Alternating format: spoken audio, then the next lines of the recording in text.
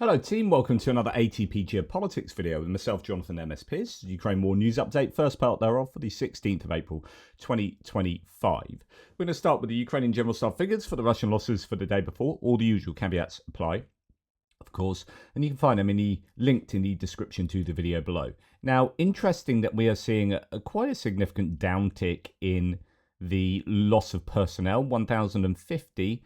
That's, give or take, sort of 300 down from where we have seen it. It's been about 1,200 something, up to sort of 1,400 something over the last week.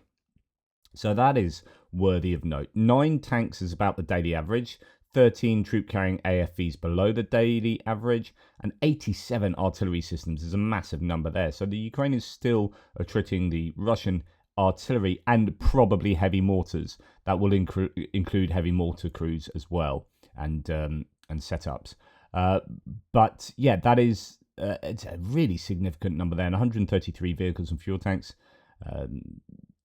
fairly typically high there. 3 pieces of special equipment to add to that as well. Quite a few drones too, 146, which is that's a fairly high number there. So it'd be interesting to see what the drone numbers were last night. 1,050 though. Down, but certainly activity still taking place.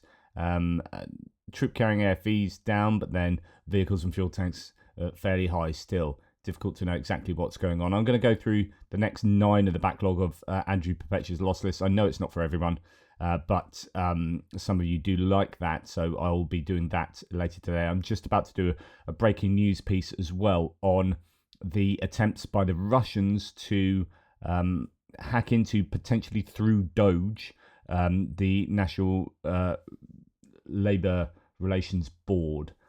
So that is pretty scary stuff. If you're an American citizen, I'd be pretty worried about what's going on there. But we don't have an Andrew Perpetua loss list today. We do hear from UK intelligence that Russia's likely lost 138,000 troops in 2025 alone. So the UK likely, that's intelligence analysis probability speak for, I think, 55 to 75%. So 55 to 75% chance that the Russians have lost 138,000 troops in 2025 alone. Wow. Daily casualties rose to 1,300 in March. The increase reflects renewed Russian offensives, bringing total losses since the invasion began to over 920,000, according to the UK Defence Ministry, which is what the Ukrainians are claiming. That's interesting that the UK Defence Ministry is aligning themselves pretty much exactly with the Ukrainian claims. Like I've said before, it's very difficult for other nations' intelligence communities to conclude anything particularly different. You're going to be using, maybe your own satellite imagery that potentially the Ukrainians don't have access to. But actually, that's not really how the Ukrainians are totting up the numbers. It's going to be from different units supplying video evidence and visual evidence of strikes, of drone strikes and whatnot, and this gets collated on a daily basis. And I find it quite difficult to see how any other country is going to be able to completely verify or, on the other hand, disconfirm those figures. They're kind of beholden, I think, to the Ukrainians to some large degree. Maybe some shaving off the edge here or there. For one reason or another, they might have good reason to suspect. But broadly speaking, I think the Ukrainians hold the key to these kind of numbers. Moving on, we have a situation where Russian soldiers shot 4 of his fellow soldiers on the 4th of April. Triple murder of servicemen of the 120th Artillery Brigade was committed in Donetsk. Another serviceman received gunshot wounds. It was established that at 5 o'clock, while the certain address, a particular serviceman of the 120th Airborne Brigade, being in a state of severe alcohol intoxication, and for no apparent reason, opened fire on 4 servicemen of the brigade. 3 servicemen were killed. They died at the scene. Another one received gunshot wounds. This chap Dayev fled the scene, and later, during his detention by the military commandant's office, Dayev received a gunshot wound to the neck. He was taken to the Institute of Emergency Reconstructive Surgery. So that can add to the loss list there. We also hear that Corey John Nawrocki, a retired first sergeant in the United States Marine Corps and Pennsylvania native, was killed in action on October the 28th, so it's just coming out now, 2024, during a reconnaissance and sabotage operation in the Bryansk region of Russia. He was a volunteer with the armed forces of Ukraine, so that's sad news for his family and friends. An American dying there in October. And then we get another video of a road of death here, this time in Belgorod. According to him, the number of burned vehicles on the road doubled in just one day. The car he was driving in also eventually burned down. So, the reason this is interesting, I could show you lots of these, and I often do, but this is in Belgorod, and we don't show too much about Belgorod. There's still kind of a lack of information about what's going on there, but you can see here just quite a large number of vehicles, and quite a lot of them civilian vehicles. One presumes civilian vehicles being used by the Russian soldiers, but who knows. A lot of vehicles on the side of the road here. Looking a little bit worse for wear, and this is Belgorod region. Vehicles off to the side there in the ditches here, seemingly hit by FPV drones, one presumes. More footage coming out of roads of death there. And then we have, now Dnipro-Enheria, if I pronounce that correctly, is actually in Donetsk, the southern part of Donetsk, Velika Novosilka, you know where that is. So you've got Vuhledar just a little bit to the left of Vuhledar.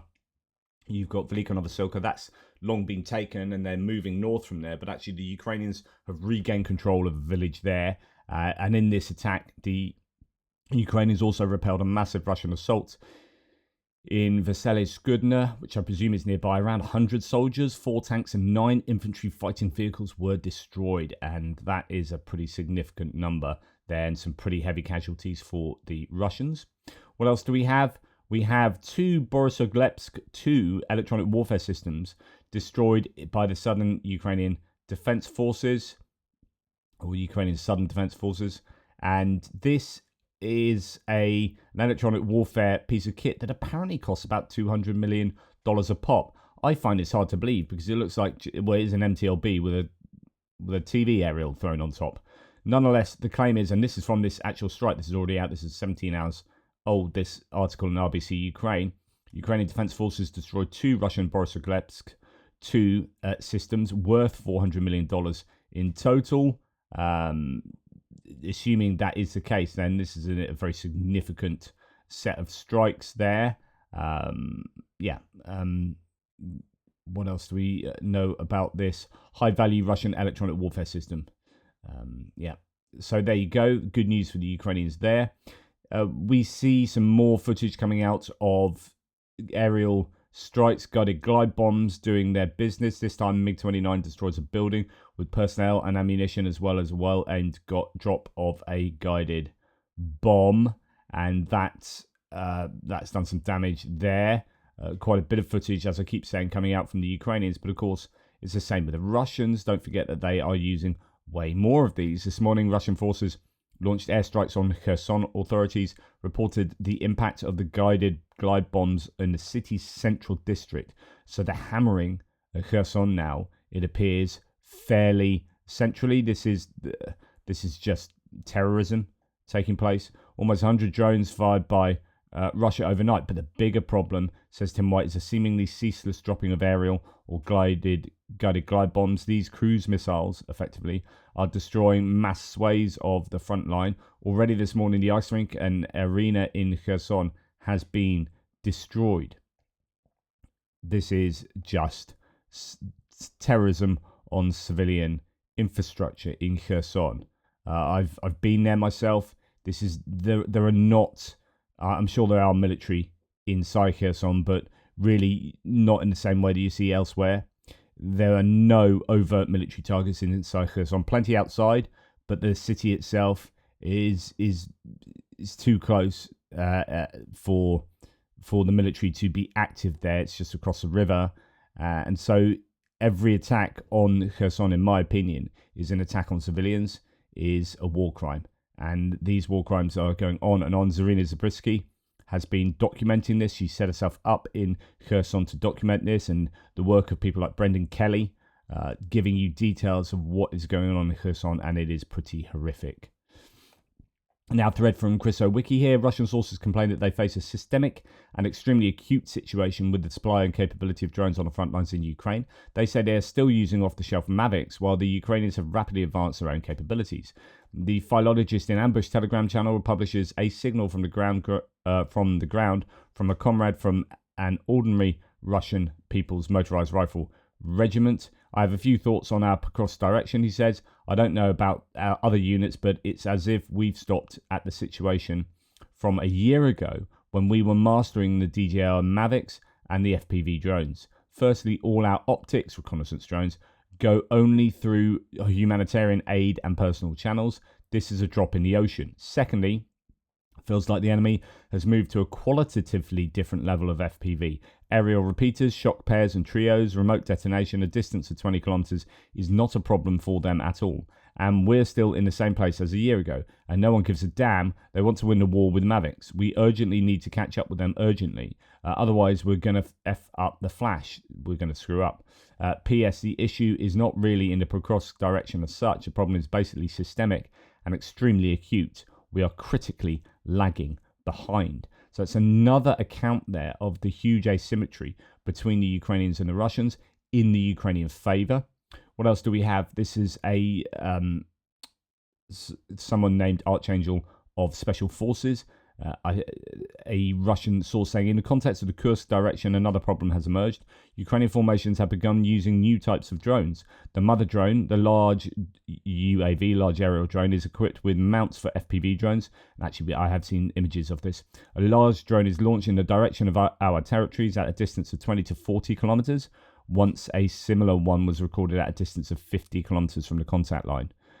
Flying to the rear, the drone releases FPV drones attached to it and strikes the rear areas. Such strikes are increasingly observed in different areas of the Kursk direction. In essence, everything is done according to a simple scheme, but this is a significant increase in FPV range, which was previously limited to close to the rear.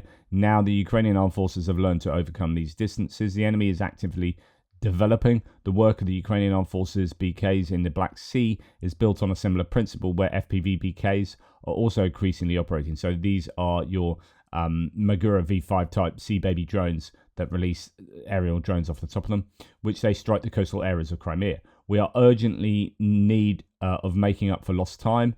Otherwise, we could face huge problems since the Ukrainian armed forces are becoming increasingly widespread in their use of such drones. So again, two separate accounts there from the Russians giving us a sense of a drone asymmetry. And this is exactly what the Ukrainians need, and they need to lean heavily into this. They really need to make hay while the sun shines and make sure they're deriving as much advantage from that asymmetry as possible.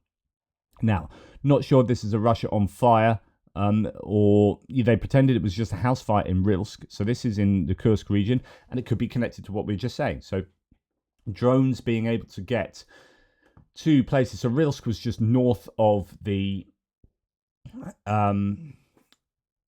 very north of where the Ukrainians got to in that Kursk sector. There were a couple of is it Luga and Rilsk, and then Kursk itself. And Rilsk gets hit, or was getting hit routinely, because that's one of the staging places. They had command and control there. They had accumulations of troops, barracks and whatnot. So Rilsk was hit with, I think, HIMARS and different munitions over time. I wonder whether this can be hit by drones using mothership drone repeaters. They pretended it was just a house fire in Rilsk, says Tim White in Russia's Kursk region. Soon became evident to everyone in the vicinity that there was a lot more than stored there than just food and clothes. Not known when the video was taken, though. So what you have is repeated detonations there, and the implication is that is ammunition or something else, making that fire look as it does there. The AFU have entered the Belgorod region, says Max24. Well, actually, quoting the People's Deputy Kostenko. The task is to pull the enemy's reserves away from the Kursk and Kharkiv regions. Already now, more than 13 square kilometers in the Belgorod region are in the grey zone. And I mention this because that's the first thing I've really heard for quite a long time about Belgorod. It also became known that Ukrainians regained control over Dnipro and that's what I talked about earlier, in the southern Donetsk region, and managed to improve the tactical position in two critical directions. Currently, the Russians are preparing to attack the Sumy and Chernihiv regions in order to have additional trump cards in possible negotiations. So both sides trying to negotiate themselves a good position on the battlefield ahead of peace negotiations. Okay, then we go on to distant strikes. 97 drones released last night, so that's higher than we've seen all week. Almost up to 100, and they are creeping back up to where they were previously, and that might explain why we've got 146 there on the drone. So that number, remember, is generated, it's kind of cuts off halfway through the night before and then halfway through the last night. So if the drones were sent early last night, you're going to get all the drones from last night, and they're sent late the night before, you essentially get 2 nights worth of drones on one entry. So we had 97 shot last night, 57 were shot down, 34 were taken out with electronic warfare, that's 91. So 6 out of 97 got through. That's not a bad interception rate, starting to get a little bit better there, but still not the 95 to 100% interception rate we have seen.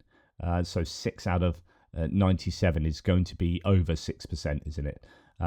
Okay, the only thing that saved us was that we were in a room with no windows, says this chap.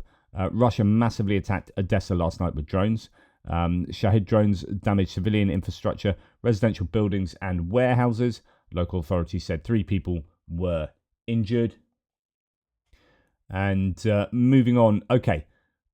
So we are hearing that, yesterday we heard that the 448th brigade, was targeted by the Ukrainians. They were responsible for the Iskander missile attacks on Sumy. Well, it appears that there was another unit that was also responsible for that, the 112th Missile Brigade. So 2 units responsible for the strikes on Sumy, and they have been targeted on consecutive nights. So last night it was a turn of the 112th to get targeted. Ukrainian drones reportedly struck Russian Missile Brigade linked to the Sumy attack. Ukrainian drones struck the city of Shua in Ivanovo Oblast last night, reportedly targeting military infrastructure linked to Russia's 112th Missile Brigade, according to independent Russian media outlet Astra.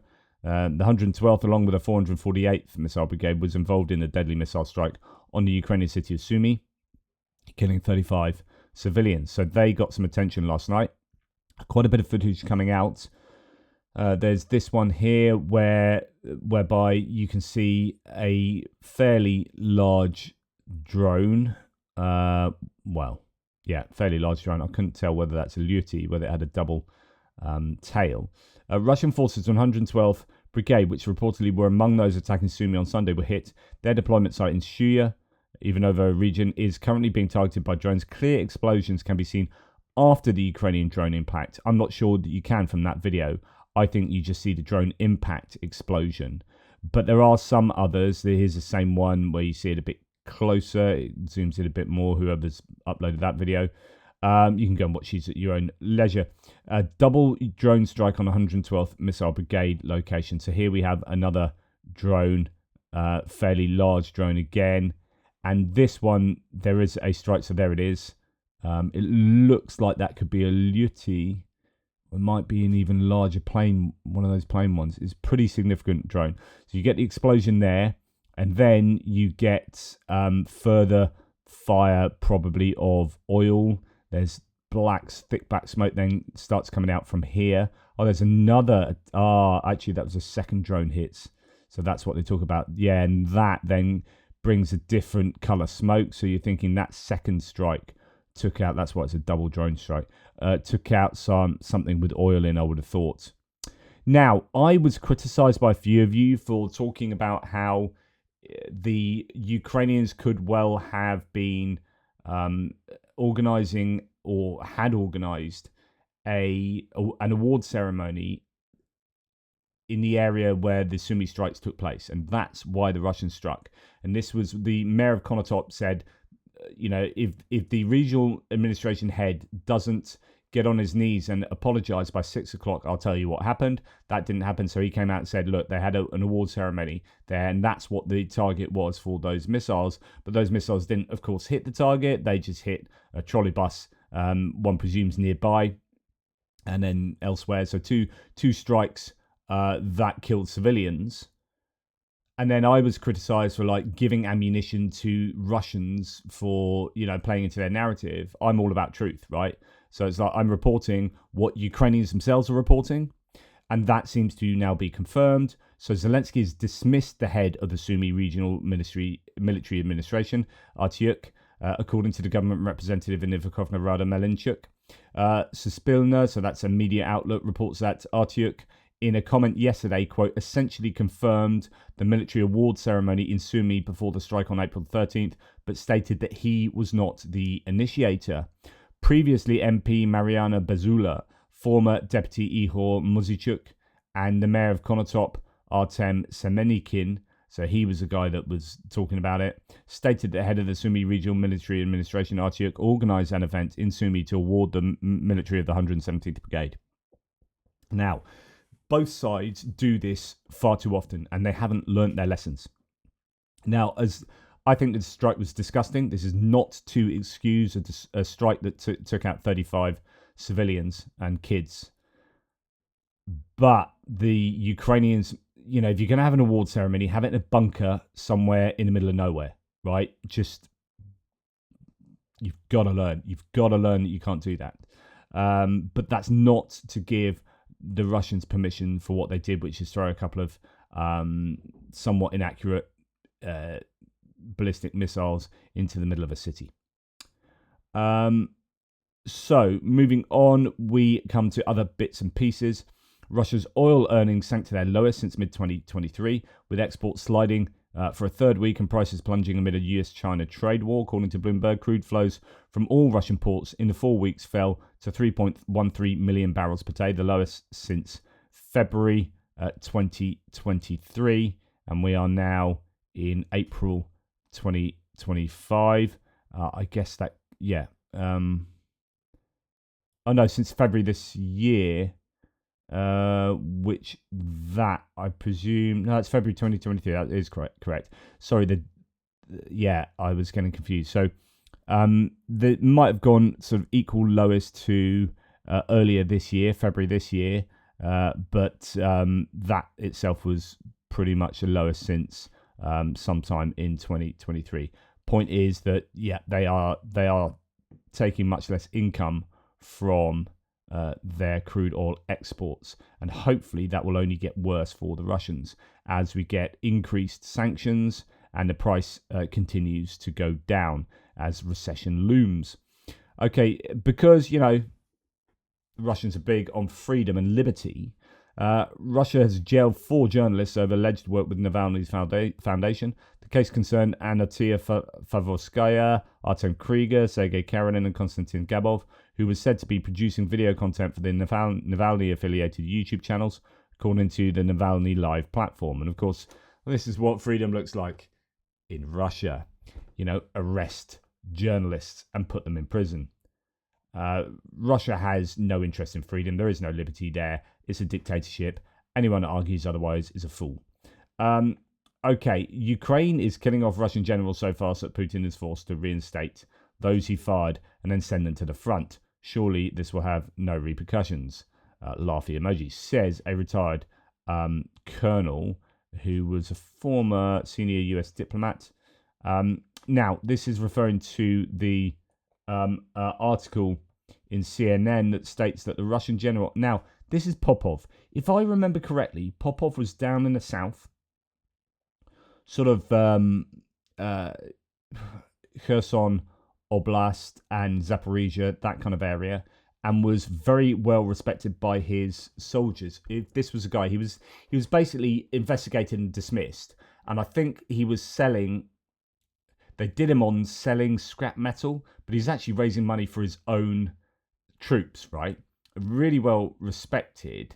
And the reason why they got rid of him is because he's been critical of the Russian army, saying they're not, as far as I remember it, correct me if I'm wrong, but I think he was critical of how they're going about things. So they got rid of him.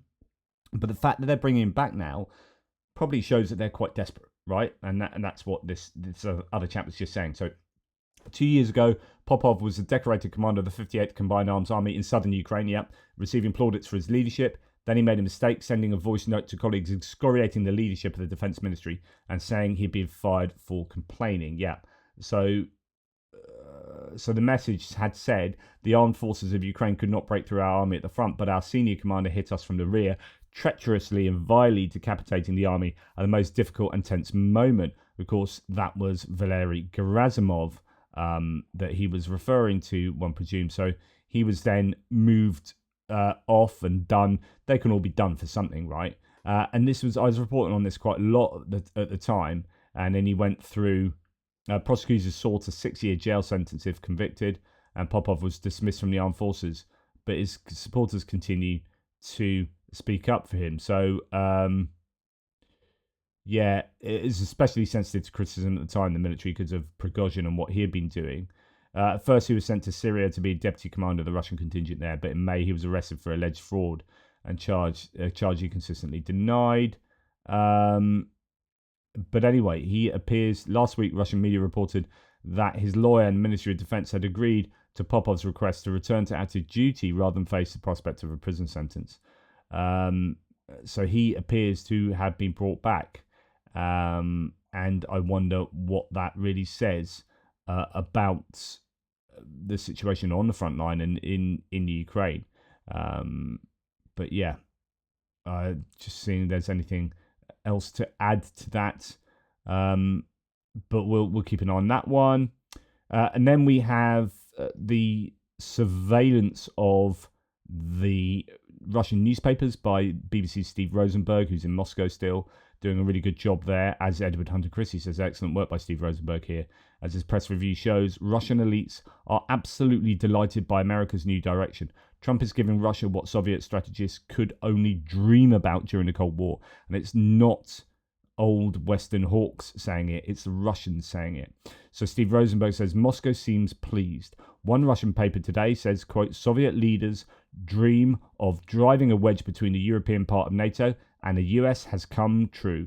Of course, this will be in the news that the US is going to defund NATO, and there's this big wedge between the US and European NATO. But also, we'll come on to this in a second, there are people in the American administration frustrated with allied nations still giving aid to Ukraine. It really is the fact that the Trump administration has changed sides. Another Russian newspaper says, quote, Trump is destroying the world created by US liberals. The changes in the global system serve Russia's interests. I mean, the Russians are telling you this. You know, me criticizing Trump might be water off a duck's back to a Trump supporter. But the Russians are saying the US is doing everything that Russia's ever wanted, even during the Cold War. We couldn't have expected anything as good as this. The Russians are telling you that.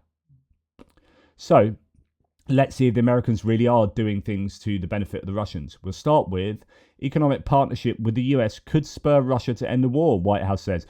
Well, who knew? Caroline Leavitt here saying, yeah, the best way to end the war is doing as much trade with Russia as possible. That's how we're going to end the war. So there is an incentive, quote, there's an incentive for Russia to end this war, and perhaps that could be economic partnerships with the United States. Didn't Merkel try that, and didn't it go horribly wrong? And we're where we are now, because we tried to, and not that I'm critical of that, I've said before that I actually think Merkel's idea was perfectly rational, which is try and change Putin by inviting him into the fold, economic globalism, trade amongst nations, and then that transforms Russia into a democratic capitalist nation. But instead, what happened, it went down the oligarchy route and corruption and concentrated power, and then turned into a dictatorship. But I don't blame Merkel for trying that, personally. And at the beginning of Putin's reign, he was deemed to be the right guy for the job by Western countries, right? And it all kind of went sour. But we've learned from that now, right? The idea is that, well, Putin's shown us what he's like. And now the Americans like, yeah, so let's try and change Putin by doing trade with him and get him involved, bring him into the fold. Do you not look at history? You've not seen the last 20 years. Anyway, that's what the White House is saying. And then we have Treasury Secretary Scott Bessent saying that the minerals deal could be signed as early as next week. According to him, both parties are, quote, very close to a final decision. We've heard a lot about this, and it doesn't seem to come to fruition. However, the US has scaled, according to Bloomberg, has scaled back its repayment demands from Ukraine, lowering its aid estimate from $300 billion, so they've done this quite quietly, haven't they, to about $100 billion in recent talks. So now, next time you hear Trump going, we've given $350 billion and we've given more than Europe needs to step up. Well, actually, their own negotiators have now admitted that $100 billion is about what you owe us. The deal still aims to recover aid through fund profits. The US insists wartime expenses count as contribution to the fund. I still am pretty disgusted at the Americans here. Any minerals deal that looks remotely like repayment for military aid, I find disgusting. Trump's senior advisors, now this is important. Trump's senior advisors are split over Russia's willingness to negotiate in Ukraine. Some urge greater skepticism toward Moscow's intentions. I think that's Marco Rubio and Keith Kellogg. While another says Putin wants peace. That's your Steve Witkoff. So we've heard that there is a difference of opinion amongst those aforementioned negotiators and politicians. Now, Tim White here has a quote from Spravdy, Stratcom Center. He says the official Ukrainian response to the US envoy Steve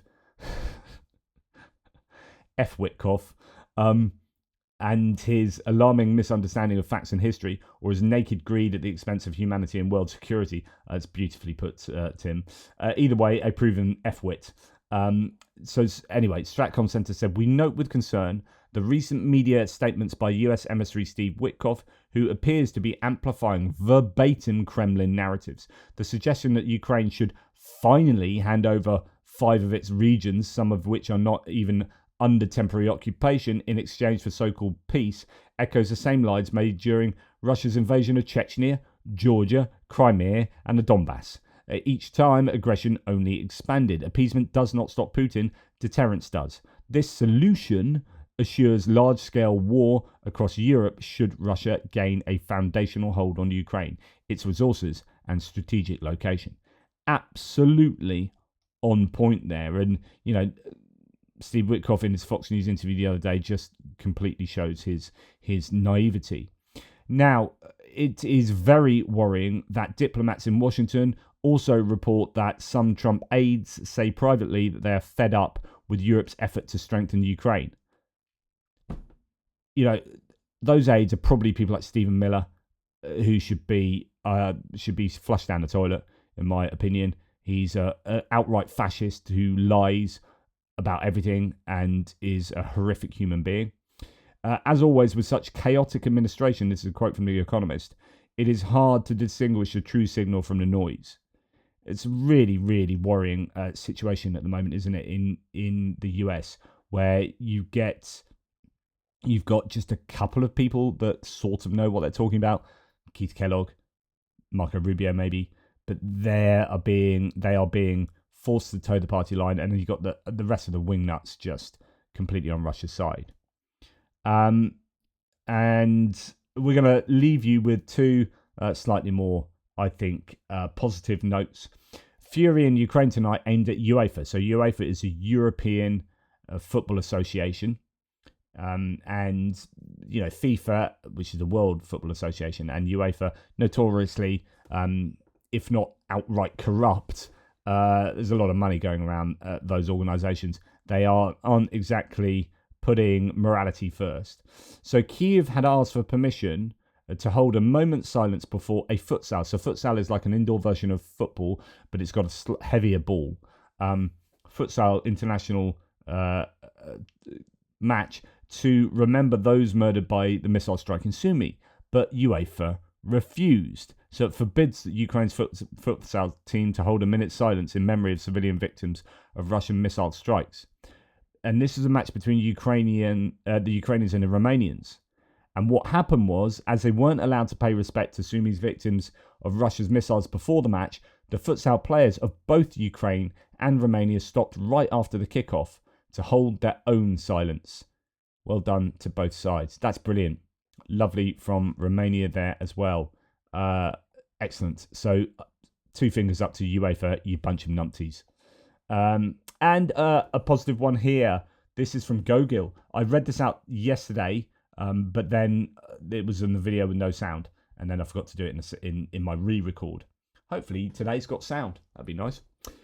You've inspired me, says Gogil, Jonathan, with your visit to Ukraine, as I hope in the very near future, OPSEC, to take part in the delivery of vehicles to Western Ukraine. As part of an Irish convoy delivering 16 vehicles. It mainly consists of Jeeps, 4x4s, but there are 1 or 2 ambulances and minibuses as well. We are currently stuffing them with goodies such as generators, first aid, tyres, medical aid, etc. I'm a bit nervous as it's a long journey and I hope I don't mechanically mess up the vehicle, but have felt helpless for a long time watching the horrors that Russia has inflicted on the Ukrainians. Slava Ukraini. Well, look, even if I have anything to do with this, I mean, that's great and all that, but this is wonderful.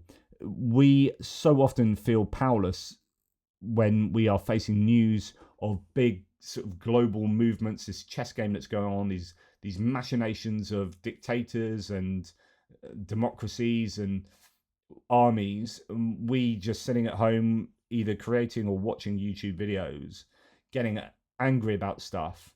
We need an outlet to feel that we have agency and power to make a difference. And I think stuff like this is really, really cool. So if you, I mean, I've done this kind of twice now, and been out to Ukraine twice, and it means a lot to me, and it's made me feel more connected and involved and having, I don't know, an impact of some degree, right? As little as that might be in the whole scheme of things, it's something, and lots of somethings, lots of little somethings make a big thing, he said eloquently. So Gogil, that's absolutely brilliant. Let us know how you get on, and I hope it is a great success. And well done for getting off your backside and doing something. That's not to say that not everyone can get off their backsides and do stuff like this. So I'm not being critical of those who don't, because at the end of the day, you're all here watching and caring and talking about this. So the very least we do is we talk about this publicly to our friends and family and let people know that this is still a problem. And it will continue to be a problem as long as Russia has its troops inside Ukraine, etc., etc. So good stuff, matey. Let us know how you got on. In the meantime, thank you very much. I'm going to get on with my with the rest of my content as per normal. Just to let I said this more on one of the videos. I did mention it in another video, but mainly on the one that I had no sound on. I had a wonderful time at Hamilton the other night. Absolutely fantastic in Southampton. The touring Hamilton musical. It was brilliant. Absolutely brilliant. Loved it. Lin-Manuel Miranda has done a fantastic job. Choreography, lyrically, musically, really good. And of course, talking about the founding fathers and the Constitution and I guess democracy and power for the people. I felt there was a pertinence for me for Ukraine, actually, as well as what's going on in the United States at the moment. I thought it was as timely a play as I've seen ever. Anyway, that's enough from me whittling on. Take care, guys. Speak soon.